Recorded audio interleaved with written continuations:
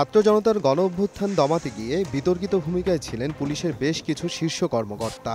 আন্দোলনকারীদের হয়রানি, সমন্বয়কদের হেফাজতে নিয়ে নির্যাতন সহ নির্বিচারে গুলি করে শত শত ছাত্র জনতা হত্যার নির্দেশদাতার অভিযোগে বিতর্কিত এসব কর্মকর্তার নামে হয়েছে প্রায় ২৮০টিরও বেশি মামলা।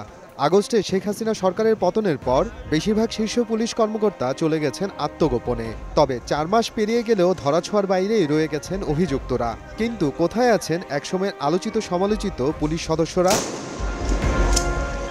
গোয়েন্দা পুলিশের প্রধান হিসেবে দায়িত্ব পালন করতে গিয়ে ভাতের হোটেল নিয়ে আলোচনায় আসেন ডিআইজি হারুন। সরকারের বিশেষ আনুকূল্য পাওয়ার জন্য হারুনের নির্দেশেই বৈষম্য বিরোধী ছাত্র আন্দোলনের ৬ সমন্বয়ককে তুলে আনা হয়েছিল বলেও জানা গেছে।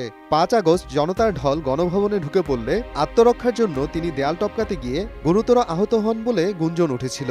অক্টোবরে হারুনের একটি অডিও সাক্ষাৎকার প্রচার করে নাগরিক টিভি।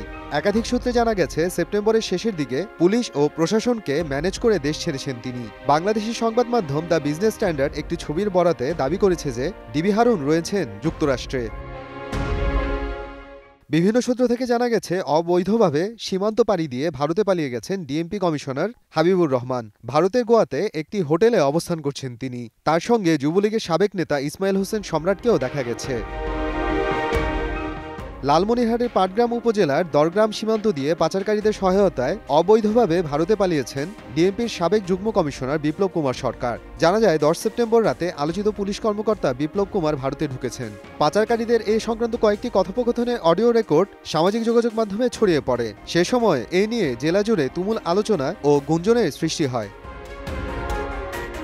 কোটা সংস্কার ঘিরে বৈষম্য বিরোধী ছাত্র আন্দোলন দমনের নামে প্রধানমন্ত্রীর কার্যালয় থেকে ২৫ কোটি টাকা আনার অভিযোগ সাবেক এসবি প্রধান মোহাম্মদ মনিরুল ইসলামের বিরুদ্ধে। ৬ অক্টোবর দেশ থেকে ভারতে পালিয়ে গেছেন বলে খবর প্রচার হয় গণমাধ্যমে। তবে সেই খবরকে মিথ্যা দাবি করেন মনিরুল নিজেই। ১৪ অক্টোবর একটি বেসরকারি টেলিভিশনকে মনিরুল ইসলাম বলেন তিনি দেশেই আছেন। এরপর থেকে নিয়মিত ফেসবুকে সক্রিয় থাকতে দেখা গেছে তাকে।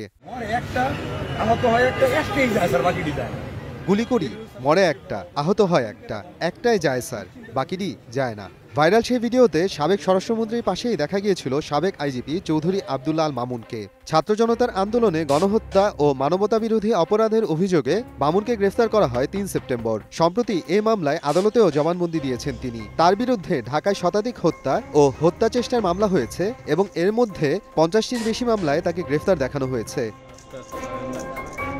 এছাড়াও গ্রেফতার হয়েছেন একেএম শহীদুল হক, ডিবির ডিসি মশিউর রহমান, ঢাকা জেলার সাবেক অতিরিক্ত পুলিশ সুপার মোহাম্মদ আবদুল্লাহিল কাফি ও যাত্রাবাড়ি থানার সাবেক ভারপ্রাপ্ত কর্মকর্তা আবুল হাসান সহ বিভিন্ন পর্যায়ের আলোচিত অন্তত ৭ সদস্য।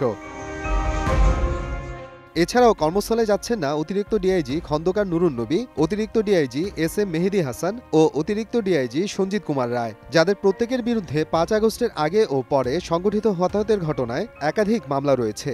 অসুস্থতার আবেদন করে কর্মস্থলে যাচ্ছেন না অতিরিক্ত ডিআইজি উত্তম কুমার পাল, এসপি আবু মারুফ হোসেন, শাহ নূর আলম পাটোয়ারি, র্যাবের সাবেক অতিরিক্ত পুলিশ সুপার রওশানুল হক সৈকত, এএসপি মফিজুর রহমান পলাশ, এএসপি আরিফুজ্জামান, এএসপি আল ইমরান হোসেন, এএসপি ইফতেখার মাহমুদ।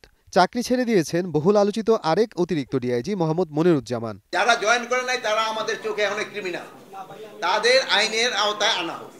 যাদের পাওয়া যাচ্ছে দেখেন না মাঝে মাঝে ধরা হচ্ছে, যারা আসতেছে না তাদের ধরা হচ্ছে।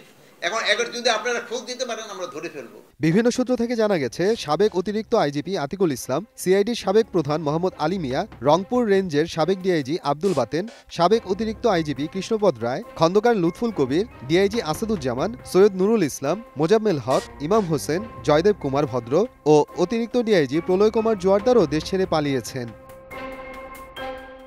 মোহাম্মদ আফরানুল ইসলাম, সময় সংবাদ।